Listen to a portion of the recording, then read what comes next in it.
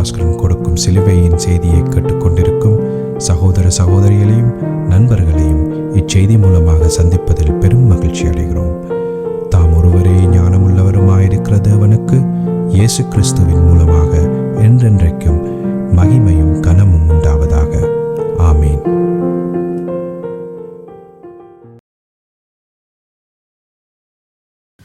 நான் போல் பாலபாஸ்கரன்.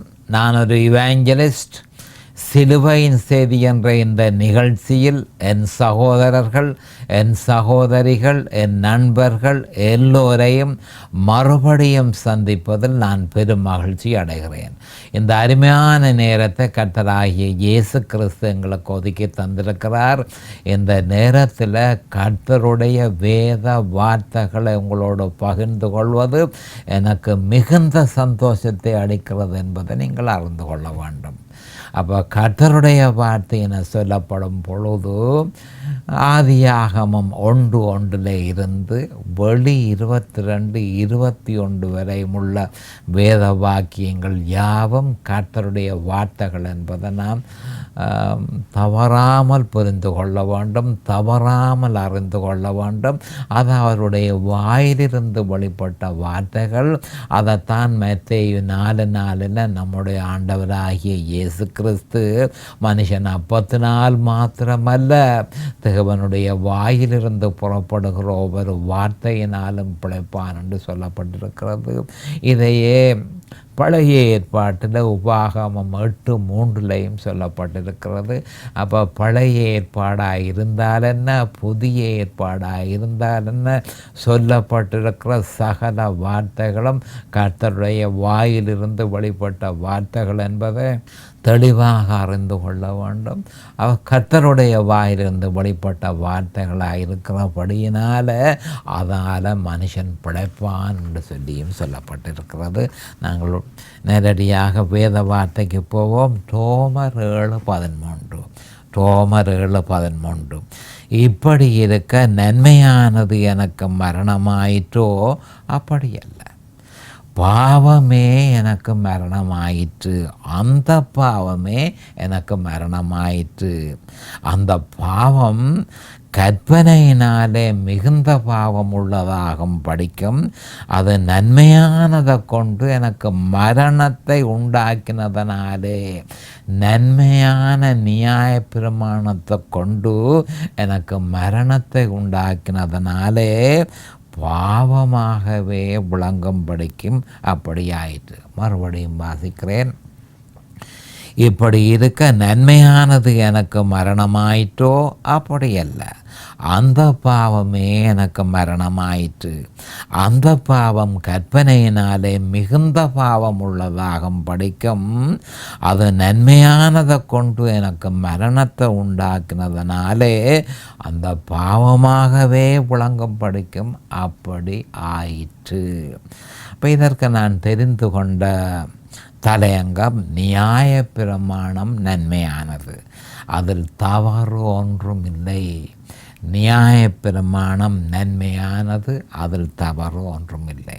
இது பற்றி விவரமாக பார்ப்பதற்கு முதல் நாம் ஜெபத்திற்கு கடந்து செல்லுவோம். அருமையானங்கள் பிதாவே உமக்கு ஸ்தோத்திரம்.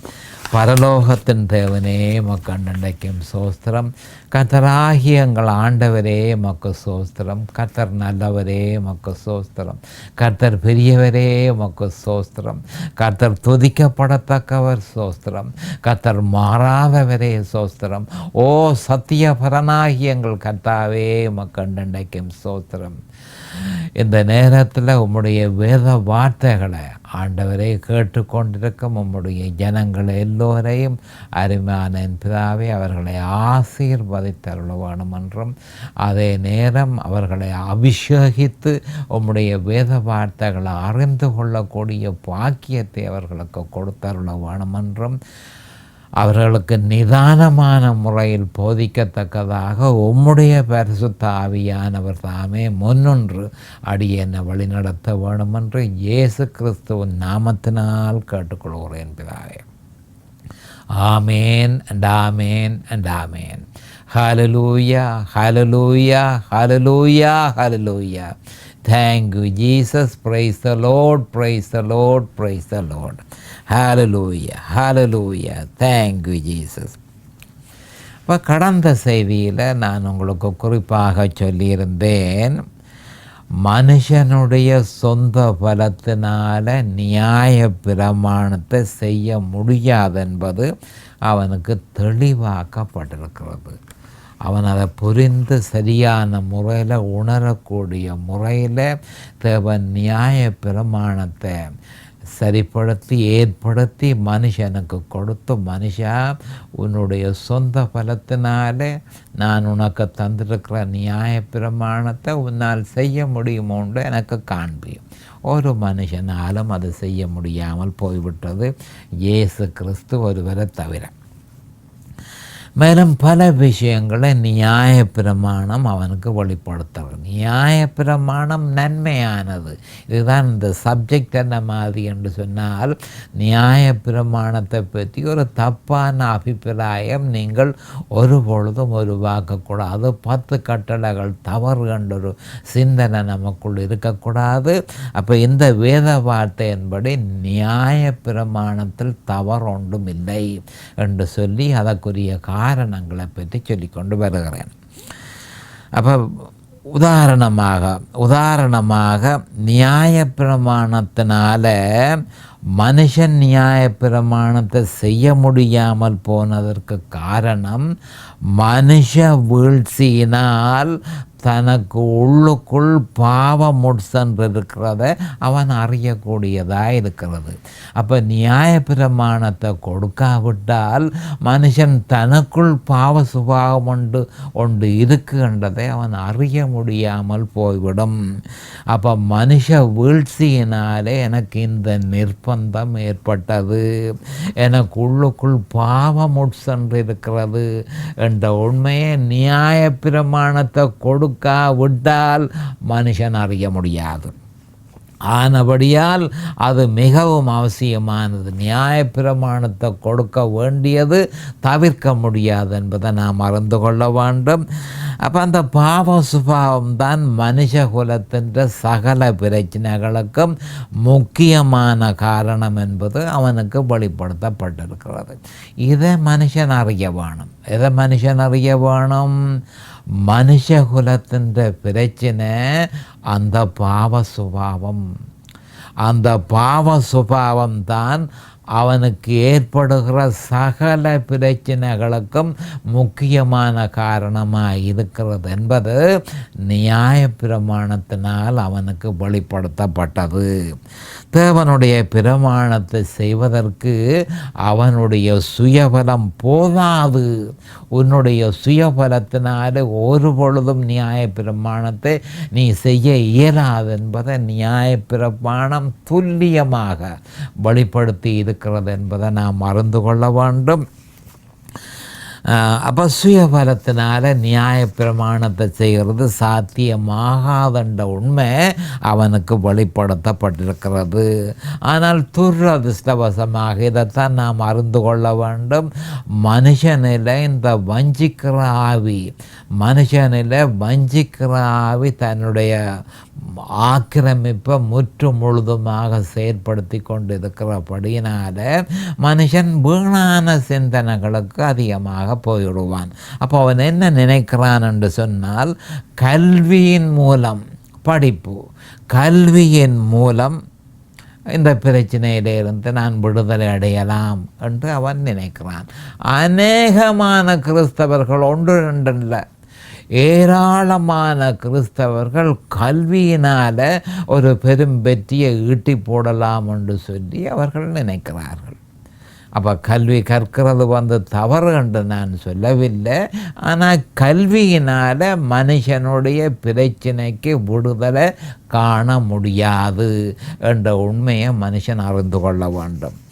அப்போ சாதகமான சூழ்நிலைகளை ஏற்படுத்துகிறதன் மூலம் மனுஷனுடைய பிரச்சனைகளுக்கு விடுதலை பெற்றுக்கொள்ளலாம் என்று மனுஷன் நினைக்கிறான். அப்போ நல்ல மனுஷர்களோட இணைவதன் மூலம் பிரச்சனைகளை தீர்க்கலாம் என்று அவன் நினைக்கிறான்.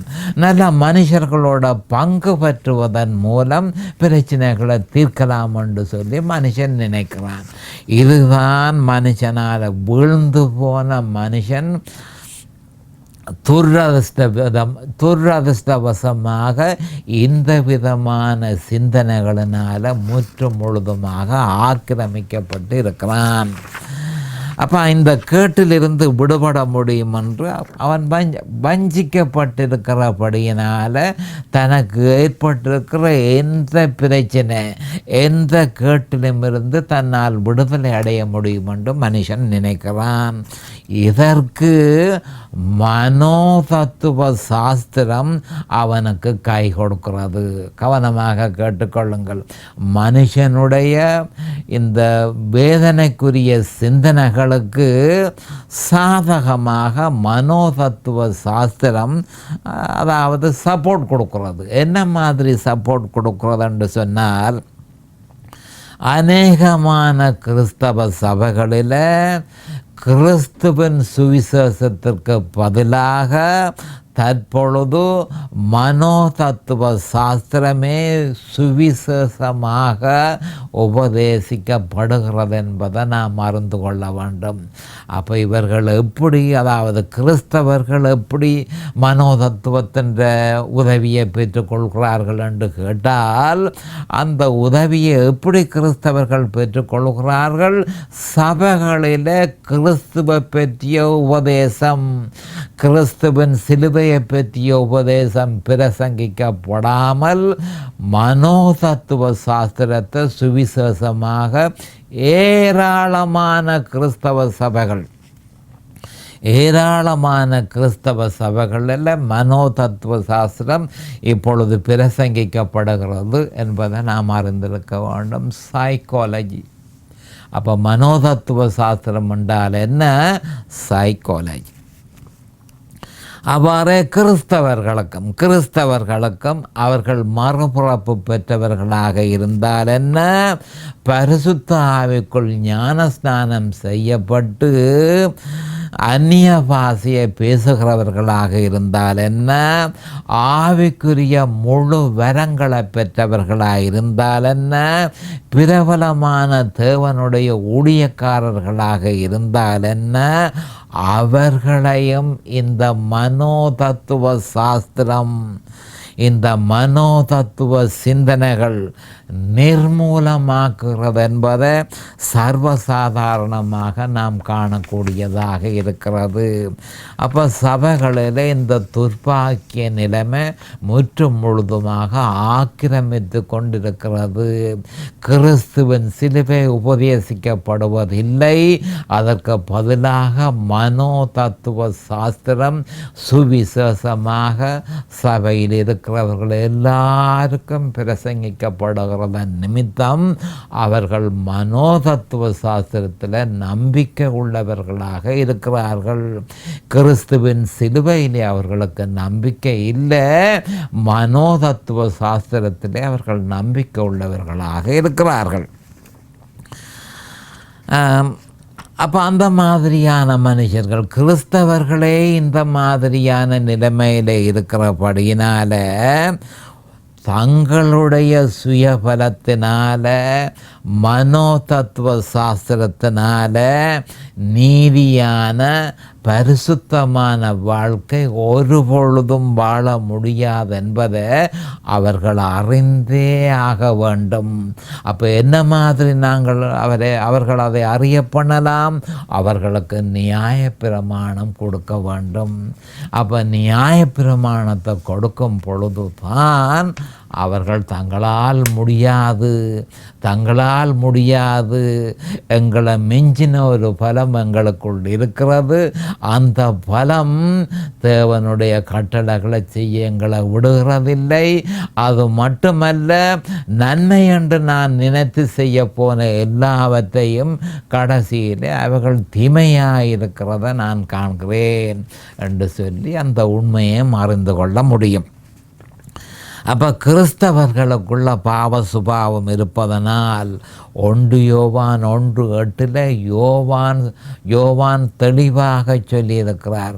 பாவ சுபாவம் இருக்கு என்று சொல்லி தெளிவாக சொல்லியிருக்கிறார். அதை கவனமாக பார்த்து கொள்ளுங்கள். 1 யோவான் 1:8 பாவ சுபாவம் மனுஷனுக்குள்ளே இருக்கு என்றால் அநேகமான போதகர்கள் பாவ சுபாவம் எங்களுக்குள்ளே இல்லை, அது கிறிஸ்துவனுடைய இரத்தத்தினாலே எல்லாம் கழுவப்பட்டு போய்விட்டதுண்டு வீணான சிந்தனையில் இருக்கிறார்கள். ஆனால் யோவான் என்ன சொல்கிறான் என்று சொன்னால் 1 யோவான் 2:8 நமக்கு பாவம் இல்லை என்போமானால், அதனுடைய அர்த்தம் என்ன? நமக்குள் பாவ சுபாவம் இல்லை என்று சொல்லுவோமா இருந்தால் நாமே வஞ்சிக்கிறவர்களாக இருப்போம். சத்தியம் நமக்குள் இராது என்று தெளிவாக யோவான் சொல்லியிருக்கிறார். அப்போ தம்முடைய சுயபலத்தினால் பாவ சுபாவத்தை கட்டுப்படுத்த முடியாதுன்ற உண்மையை கிறிஸ்தவர்கள் அறிந்திருக்க வேண்டும் என்பதை நான் முன்பு உங்களுக்கு சொல்லியிருந்தேன். அப்போ பரிசுத்த ஆவியானவர் ஒருவரே பாவ சுபாவத்தினுடைய தொண்டையை நசுக்க வல்லவராக இருக்கிறார். பாவ சுபாவத்தினுடைய தொண்டையை நசுக்கி செயலிழக்க பண்ண பரிசுத்த ஆவியானவராலேயே முடியும் என்பதை நாம் தெளிவாக அறிந்து கொள்ள வேண்டும். ஆனால் அவர் அதனை கிறிஸ்து சிலுவையில் நிறைவேற்றியதன் அடிப்படையிலேயே அதனை செய்கிறார் என்பதை நாம் அறிந்து கொள்ள வேண்டும். அப்படியானால் விசுவாசி கிறிஸ்துவையும் அவர் சிலுவையில் நிறைவேற்றியதிலும் விசுவாசத்தை வெளிப்படுத்தி அந்த விசுவாசத்தில் நிலைத்திருக்கும் பொழுதே பரிசுத்த ஆவியானவர் வல்லமையாக செயல்பட்டு பாவ சுபாவத்தை கட்டுப்படுத்துகிறார் என்ற விவரம் மனுஷனுக்கு அறிவிக்கப்பட வேண்டும். அப்போ மனுஷனுக்கு இந்த உண்மை அறிய வேண்டும். பரிசுத்த ஆவியானவர் தான் அந்த பாவ சுபாவத்தை கட்டுப்படுத்த வல்லவரே தவிர வேறு எந்த வழியினாலும் பாவ சுபாவத்தை கட்டுப்படுத்த முடியாது. தொண்டையை நசுக்க, பாவ சுபாவத்தினுடைய தொண்டையை நசுக்க அந்த அசுத்த ஆவியினுடைய தொண்டையை நசுக்க பரிசுத்த ஆவியானவர் ஒருவரால் மட்டுமே முடியும் என்றதை நாம் அறிந்து கொள்ள வேண்டும். வேறு எந்த வழியாலும் அது சாத்தியப்படாது. அப்போ அதனை செய்வதற்கு ஒரே ஒரு வழி, இயேசு கிறிஸ்துவின் மேல் இருக்கிற விசுவாசம். அவரை பற்றும் விசுவாசத்தில் இருக்கும் பொழுதே பரிசுத்த ஆவியானவர் இதனை செய்ய முடியும் என்பதை நாம் தெளிவாக அறிந்திருக்க வேண்டும். அப்போ இது மனுஷனுக்கு அறிவிக்கப்பட வேண்டும், மனுஷனுக்கு கட்டாயம் அறிவிக்கப்பட வேண்டும். ஏனெனில் மனுஷன் நியாய பிரமாணத்தின் மூலம் நீதியை பெற முடியுமானால் கிறிஸ்து மரித்தது வீணாயிருக்குமே என்று கலாத்தியர் 2:21 சொல்லப்பட்டிருக்கிறது.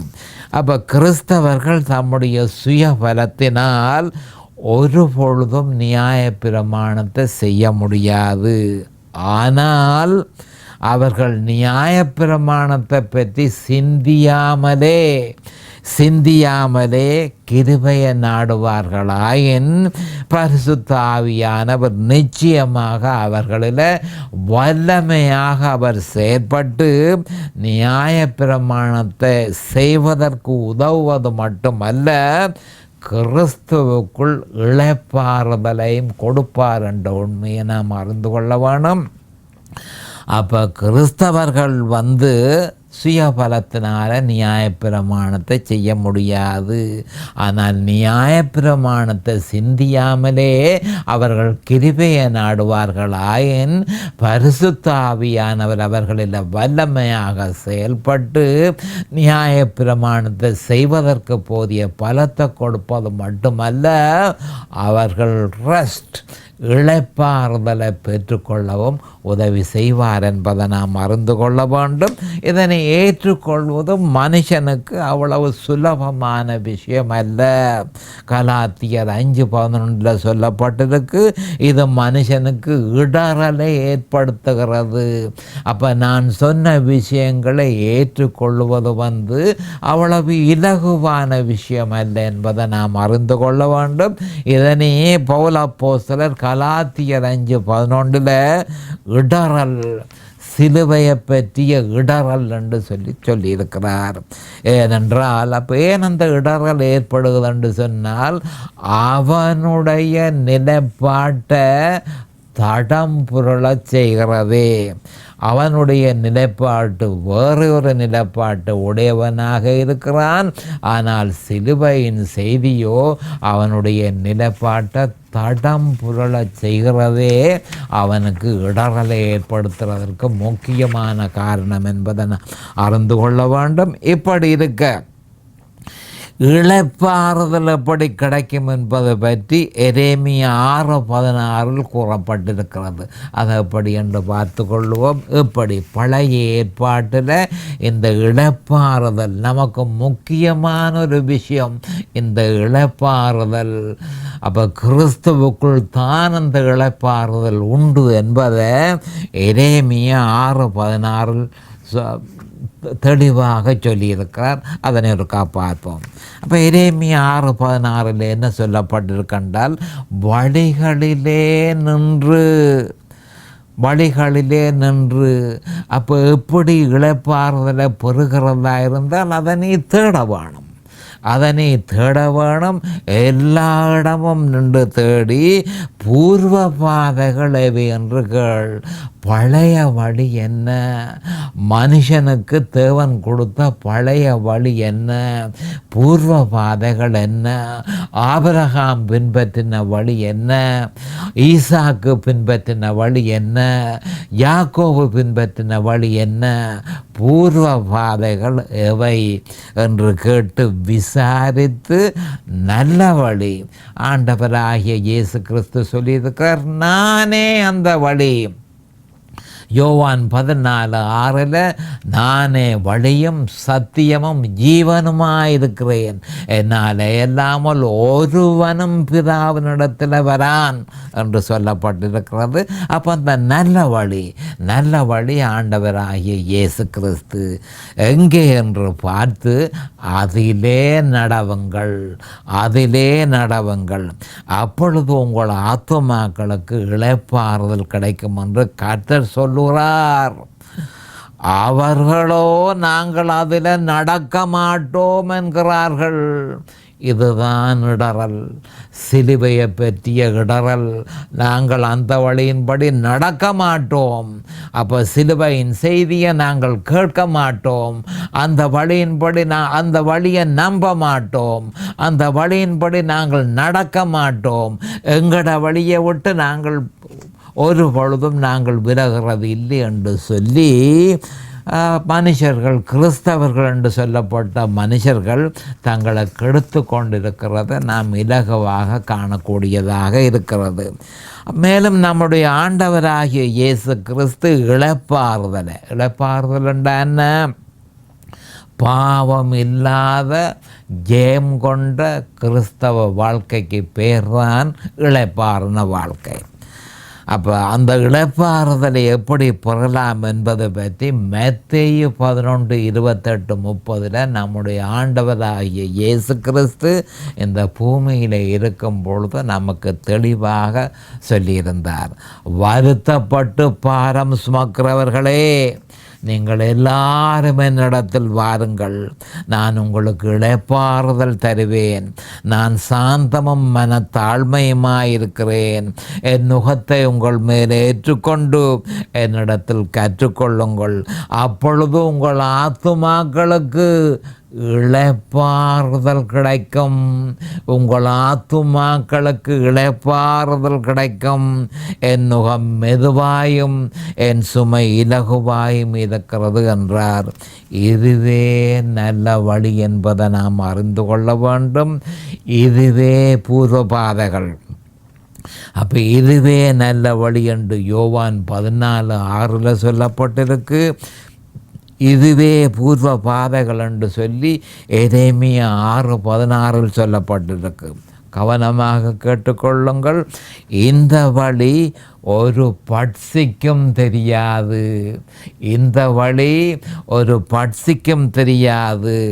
வல்லோரின் கண்ணும் அதை கண்டதில்லை என்று சொல்லி யோபு 28:7 சொல்லப்பட்டிருக்கு. அது மட்டுமல்ல, 28:8 என்ன சொல்லப்பட்டிருக்கின்றால், துஷ்ட மிருகங்களின் கால் அதில் படவில்லை, சிங்கம் அதை கடந்ததில்லை என்று சொல்லப்பட்டு கிடக்கு. அப்போ யோபு 28:7-8 தெளிவாக சொல்லப்பட்டிருக்கிறது. என்னென்று சொன்னால், அந்த பாதை எப்படியான பாதை என்று சொன்னால், வல்லூரும் அந்த பாதை வழியே போனதில்லை, ஒரு பட்சி அந்த பாதையின் வழியே போனதில்லை, துஷ்ட மிருகங்கள் அந்த பாதையின்படி போகவில்லை. அப்போ என்ன சொல்லப்பட்டு கிடக்கு? ஒரு பட்சி, அசுத்தாவியல், வல்லூரின் கண், அப்போ டிமான் ஸ்பிரிட்டுகள், பயங்கரமான டிமான் ஸ்பிரிட்டுகள் அந்த வழிகளால் போக முடியவில்லை. துஷ்ட மிருகங்கள், சாத்தான் அந்த வழியால் போக முடியவில்லை, அதை கடந்ததும் இல்லை. அப்போ கெட்சிக்கிற சிங்கமாக இருக்கிற சாத்தான், 1 பேதுரு 5:8 அவன் கெட்சிக்கிற சிங்கமாக இருக்கிறான் என்று சொல்லப்பட்டிருக்கிறது. அவன் கூட அந்த பாதைகளை கடந்து போக முடியாது. அந்த பாதை தான் உன்னதமானவரின் மறைவு. அந்த பாதை தான் சர்வ வல்லவருடைய நிழல் என்பதை நாம் அறிந்து கொள்ள வேண்டும் என்று சங்கீதம் 91:1 சொல்லப்பட்டிருக்கிறது. இதுவே ஆதி முதல் நீங்கள் கேள்விப்பட்டது. 1 யோவான் 2:24 சொல்லப்பட்டிருக்கு. இந்த வழிதான் ஆதி முதல் நீங்கள் கேள்விப்பட்ட வழி. வேறு எந்த வழியும் தேவனால் பிரஸ்தாபிக்கப்படவில்லை. ஆகையால் கவனமாக கேட்டுக்கொள்ளுங்கள். கொலோசியர் 2:6-7 என்ன சொல்லப்பட்டிருக்கான்னு சொல்லி, ஆகையால் நீங்கள் கர்த்தராகிய கிறிஸ்து இயேசுவை ஏற்றுக்கொண்டபடியே அவருக்குள் வேர் கொண்டவர்களாகவும் அவர் மேல் கட்டப்பட்டவர்களாகவும் அவருக்குள் நடந்து கொண்டு நீங்கள் போதிக்கப்பட்டபடியே விசுவாசத்தில் உறுதிப்பட்டு சோஸ்திரத்தோடே அதிலே பெருகுவீர்களாக என்று கொலோசியர் 2:6 பவுல் அப்போஸ்தலர் கொலோசிய கிறிஸ்தவர்களுக்கு மட்டுமல்ல, கிறிஸ்தவர்களாகிய நமக்கும் அதை தந்தார் என்று சொல்லப்பட்டிருக்கிறது. அப்போ விசுவாசம் நமக்கு தரப்பட்டிருக்கிறது. அந்த விசுவாசத்தில் உறுதிப்பட்டு அதனில் பெருகுவதற்கு கிறிஸ்துவுக்குள் நிலைத்திருந்து அவரிடம் கற்றுக்கொள்ள வேண்டும் என்பதை மத்தேயு 11:29 சொல்லப்பட்டிருக்கிறது.